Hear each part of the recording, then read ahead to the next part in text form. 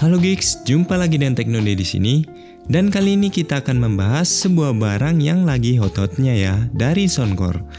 Ketika review bagus lainnya membahas soal detail itemnya, kali ini saya akan mencoba membahas soal fungsionalitasnya dan apa aja sih perbedaannya jika dibandingkan dengan produk Q20i yang hanya selisih 100-an aja. Penasaran dengan produknya? Yuk kita review bareng-bareng produk terbaru dari Anker Soundcore H30i. Jadi sebagaimana yang kita ketahui, jika Soundcore selalu memberikan barang yang berkualitas. Jadi di harga 480-an ini, kita sudah mendapatkan sebuah headset Bluetooth. Perbedaannya dengan Q20i akan kita bahas nanti ya. Jadi ini adalah box dari Soundcore H30i. Memang terlihat lebih tipis dari box yang biasanya. Untuk fitur unggulannya sebenarnya ada dua di sini, yaitu bass yang powerful dan kategori playtime yang termasuk lama banget.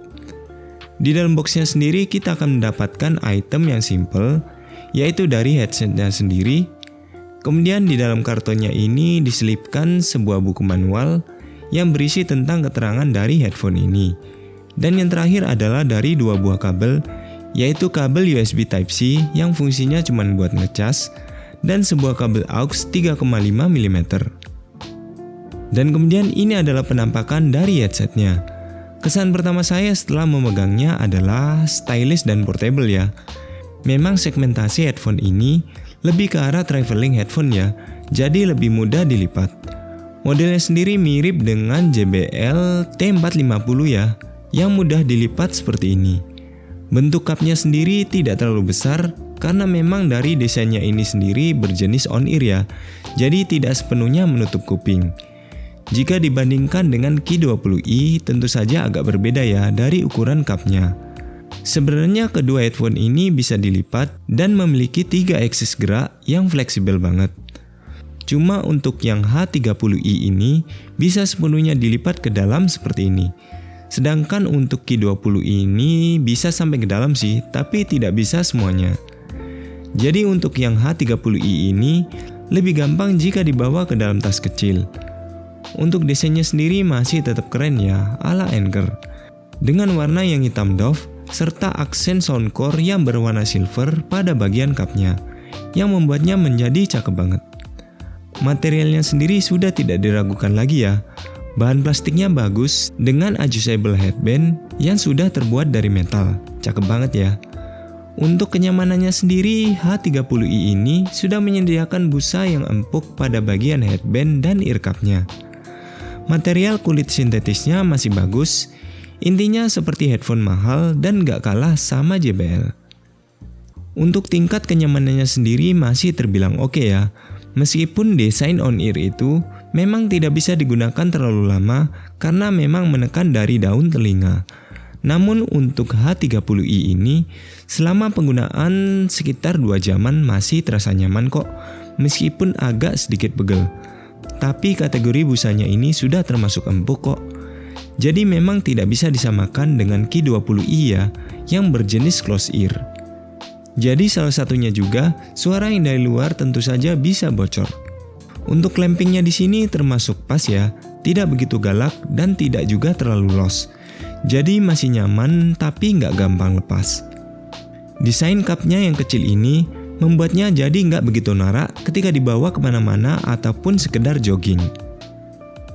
Nah sekarang kita ke bagian yang paling ditunggu-tunggu, bagaimanakah dengan sound quality yang dimiliki oleh headphone ini. Soundcore H30i ini memiliki driver sebesar 40 mm yang sudah termasuk besar ya untuk ukuran cup segini.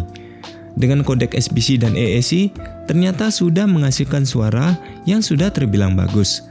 Untuk karakter suaranya kita sepakat ya dengan para reviewer lainnya, di mana bassnya ini sendiri memang nampol banget. Cocok bagi para penyuka bass head.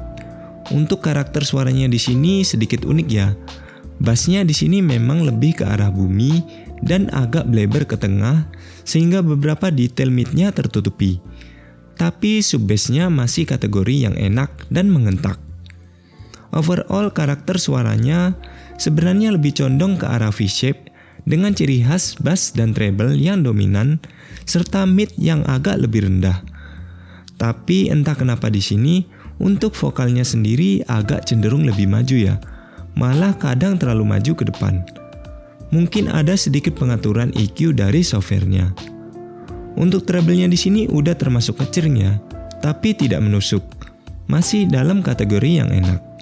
Untuk clarity-nya di sini sebenarnya sudah bagus ya, tapi nggak super-super amat.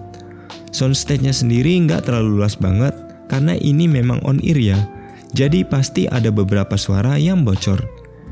Intinya di harga 400-an sudah termasuk menghasilkan suara yang bagus dan saya sendiri termasuk puas. Kalau semisal masih kurang puas, tenang aja, Anchor sudah menyediakan aplikasi yang mendukung dari headphone ini. Jadi di aplikasi tersebut kita bisa memilih EQ tambahan sebanyak puluhan buah yang sudah termasuk banyak banget. Kalau belum puas, kita pun bisa mengatur secara manual dari EQ-nya ya. Kalau saya pribadi lebih suka bassnya sama vokalnya agak sedikit diturunkan. Nah pasti ada yang nanya, gimana sih bang kalau hanya menggunakan kabel jack-nya aja? Apakah sama dengan kasus Q20i kemarin yang menjadi agak sedikit amburadul? Jawabannya ternyata enggak ya guys. Suaranya malah masih bagus juga. Karakternya malah menjadi bright ya, dengan mid yang agak sedikit lebih maju. Jadi malah detail-detailnya itu jadi bisa lebih keluar dan bassnya menjadi sedikit lebih kalem. Tapi masih terbilang punchy. Saya termasuk menikmati dari suara yang menggunakan dari kabel jacknya saja. Untuk sampel suaranya adalah sebagai berikut. Unknown Brain, Marvin Devine. I'm saying bye to all the lies and all the times you cried, saying that I wasn't right, yet I was right by your side. You manipulator, playing games, your friends commentators, and I don't know what you say about our private conversations, but it's got them hating. Thanks to all the rumors you be claiming, it's cool, I'm done with you, so they can throw you a celebration. You gon' hate it when you see me with somebody living better. I'm trying to tell you that me just doing me gon' have you jealous. I know that I gotta stay away from all your games, yeah. I know that I found somebody else to love me one day, yeah. You'll realize the grass ain't greener on the other side, no. You did me dirty for the last time, so now I gotta say goodbye.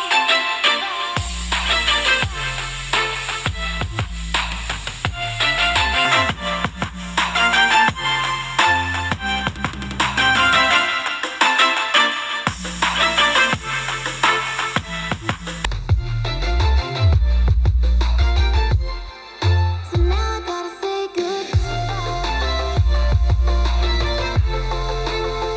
Nah kemudian kita akan menuju ke delay yang dimiliki oleh headphone ini. Dengan menggunakan kodek terbaru yaitu Bluetooth 5.3 dengan kodek SBC dan AAC sudah menghasilkan delay yang lumayan minim. Jika dipakai untuk menonton film atau YouTube tidak seberapa terasa ya delaynya. Tapi memang jika digunakan untuk bermain game masih terasa delaynya meskipun gak terlalu. Ya masih bisa sih jika digunakan untuk ngegame. Untuk suara mikrofonnya di sini sudah termasuk keras ya, tapi sayangnya agak mendem. Tapi jika digunakan di luar termasuk lumayan oke ya, karena ada efek dari ANC-nya. Untuk sampel delay dan mic-nya adalah sebagai berikut. Full color, paper-like visual experience, which looks way better, has much less fatigue on the eyes, and also feels better in the hand. And so my first thought when I first saw this was, okay, why doesn't every phone have this? Like, how is it a super cheap budget phone that's the first one I've seen to pull this off?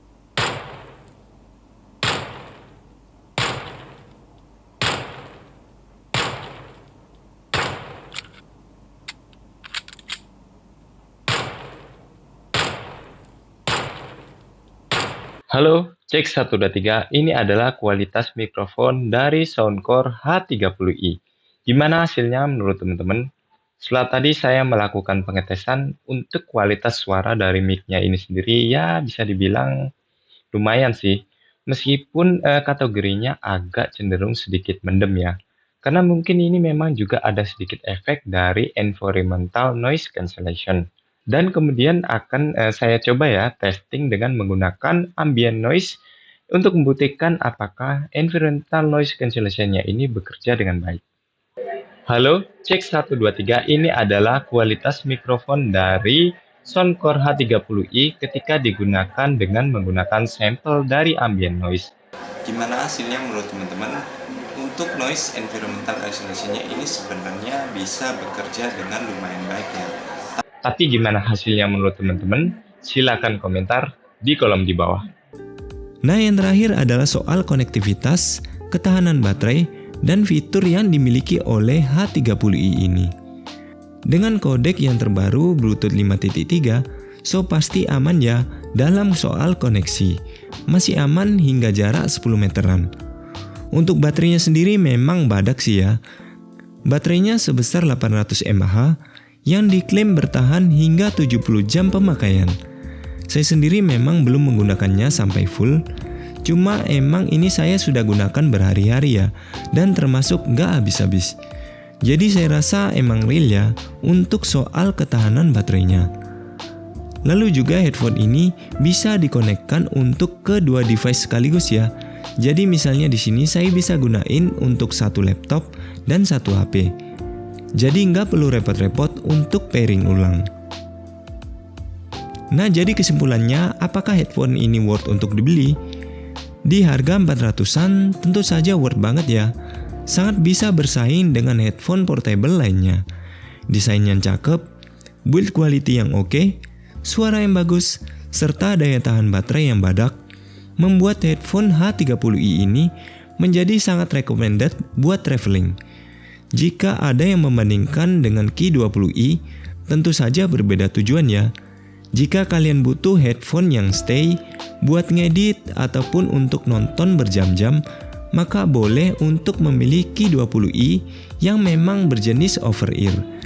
Tapi kalau kalian butuh headphone buat nongkrong misalnya, atau traveling, ataupun ngampus, maka lebih cocok untuk menggunakan H30i ini karena lebih portable dan tidak terlalu norak jika dipakai di luar. Di sini juga ada salah satu fitur utamanya yang juga bakalan kepake banget, yaitu dengan ngecas selama 5 menit, maka bisa dipakai hingga 4 jam. So cocok banget buat kalian yang suka terburu-buru. Soal karakter suaranya emang relatif banget ya, tapi kedua headphone ini sudah sama-sama nyamannya. Oke guys, sekian dulu review hari ini. Saya ucapkan terima kasih sudah mau menonton sampai habis, dan kita akan jumpa lagi pada episode berikutnya.